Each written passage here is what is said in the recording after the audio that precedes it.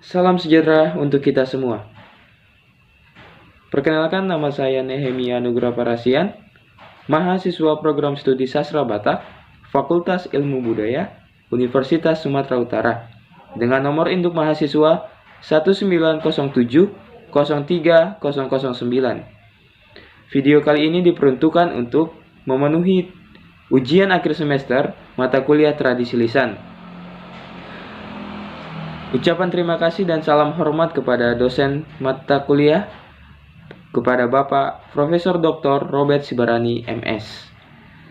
Pada kesempatan kali ini, saya akan membawakan materi tradisi lisan yang mencakup tentang pengertian tradisi lisan, ciri-ciri tradisi lisan, dan wujud atau contoh tradisi lisan.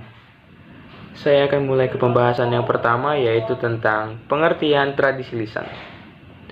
Menurut Profesor Robert Sibarani, tradisi lisan atau bisa juga yang disebut dengan tradisi budaya adalah sebuah kegiatan budaya tradisional suatu komunitas yang diwariskan secara turun-temurun dengan media lisan dari satu generasi ke generasi lainnya.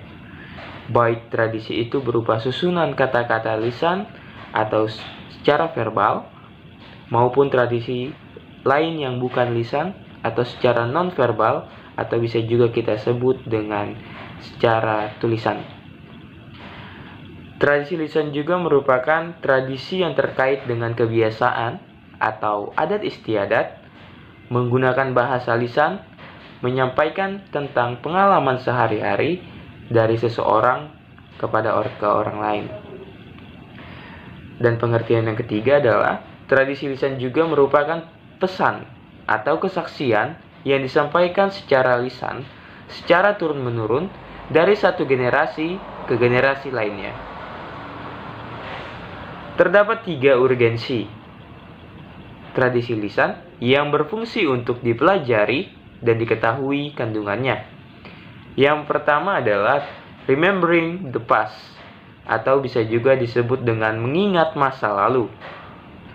Hal ini penting karena remembering the past berarti menggali tradisi masa lalu, mengidentifikasi kehidupan masa lalu, memilah-milih tradisi masa lalu, dan juga memetik hal-hal yang bernilai dalam tradisi masa lalu.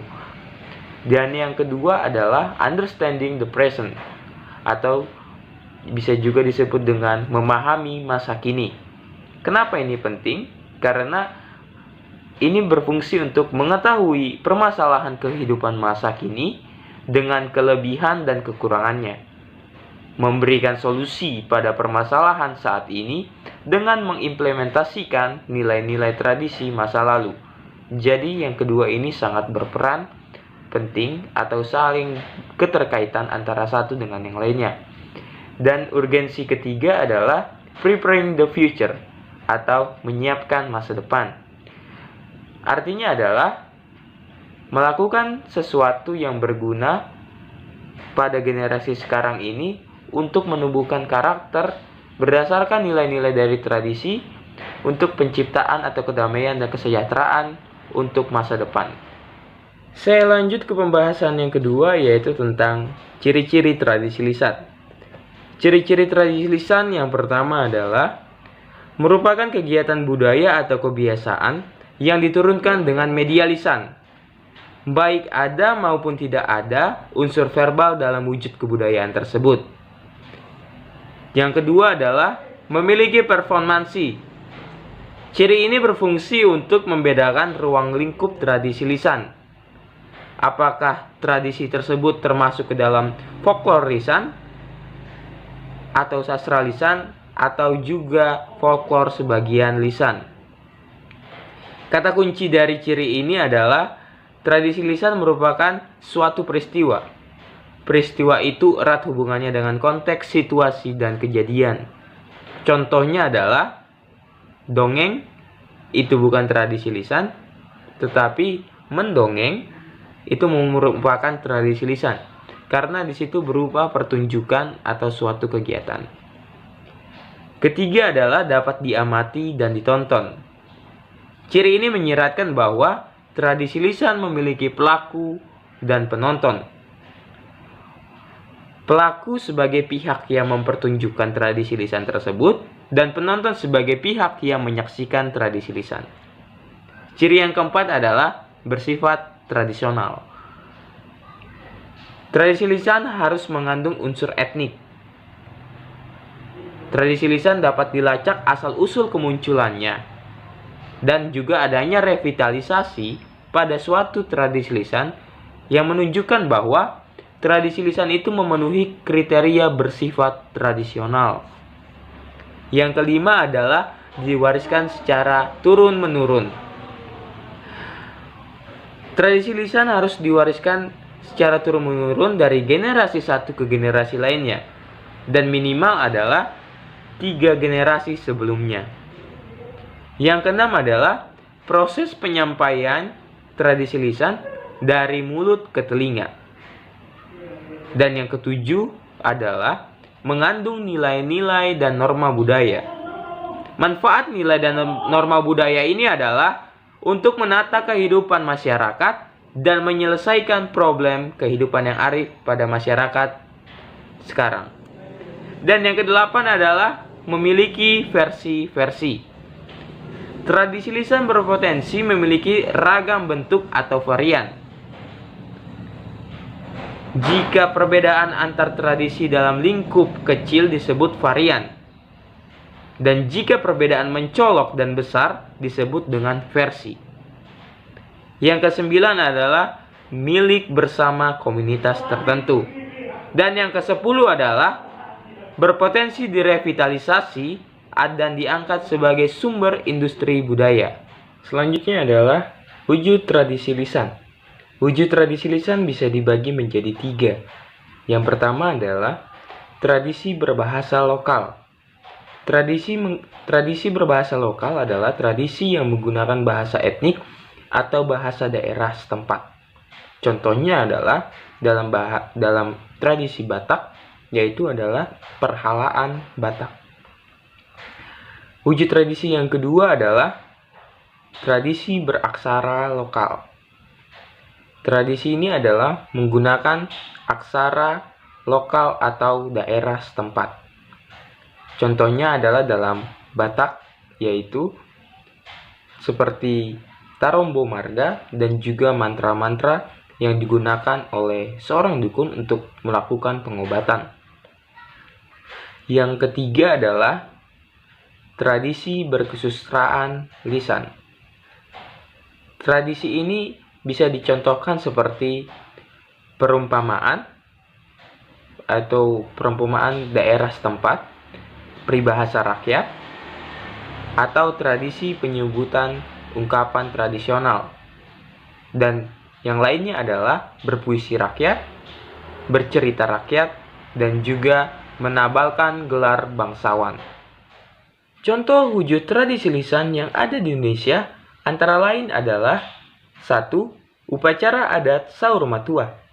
Upacara adat Saur Matua adalah sebuah upacara yang berasal atau sering dilakukan pada masyarakat Batak, khususnya adalah etnik Batak Toba. Upacara Saur Matua berasal dari kata saur. Saur artinya adalah sempurna atau lengkap. Nah, upacara adat Saur Matua adalah upacara untuk orang yang telah meninggal, yang telah memiliki keturunan, yaitu anak, baik laki-laki maupun perempuan, dan memiliki cucu dari anaknya tersebut. Yang kedua adalah legenda Sangkuriang. Legenda Sangkuriang adalah legenda yang berasal dari Jawa Barat. Legenda tersebut dikisahkan tentang terciptanya Danau Bandung, Gunung Tangkuban Perahu, Gunung Burangrang, dan juga Gunung Bukit Tunggul. Selanjutnya yang ketiga adalah Reok Ponorogo. Reok Ponorogo adalah seni pertunjukan yang berasal dari daerah Ponorogo, Jawa Timur. Pertunjukan ini berupa tarian tradisional dalam arena terbuka yang berfungsi sebagai hiburan rakyat, dan seni pertunjukan ini mengandung nilai-nilai magis di dalamnya.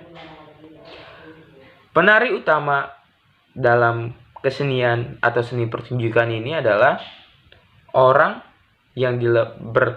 orang yang dilengkapi dengan kepala singa dengan hiasan bulu merak, dan ditambah beberapa penari yang bertopeng dan berkuda lumping.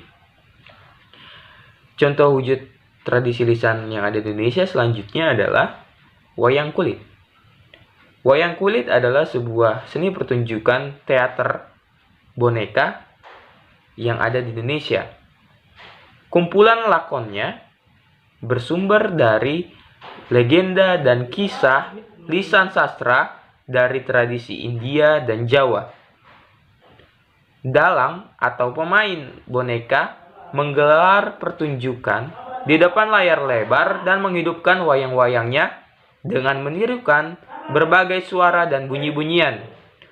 Wayang tersebut terbuat dari kulit tipis dan ukurannya tinggi mulai dari 6 inci hingga lebih dari 3 kaki. Dan yang contoh kesenian wujud yang ada di Indonesia yang terakhir adalah Rabab Pariaman. Rabab Pariaman atau bisa juga disebut dengan Rabab Piaman merupakan sebuah tradisi lisan, yaitu sebuah seni pertunjukan yang berasal dari daerah Minangkabau dan berkembang di daerah Pariaman, Sumatera Barat. Seni pertunjukan tradisional ini memadukan kesenian musik dan bercerita. Alat musik yang digunakan adalah rebab atau rabab. Alat musik ini adalah alat musik gesek khas Minangkabau yang terbuat dari tempurung kelapa. Yang berikutnya adalah saya akan membahas tentang upaya pelestarian tradisi lisan.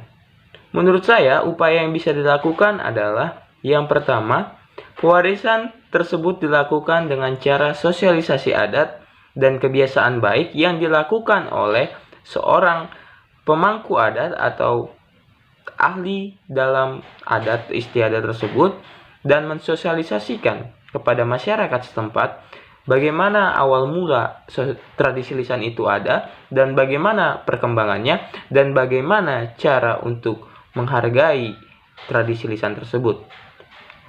Upaya yang kedua menurut saya adalah nasihat dari para leluhur.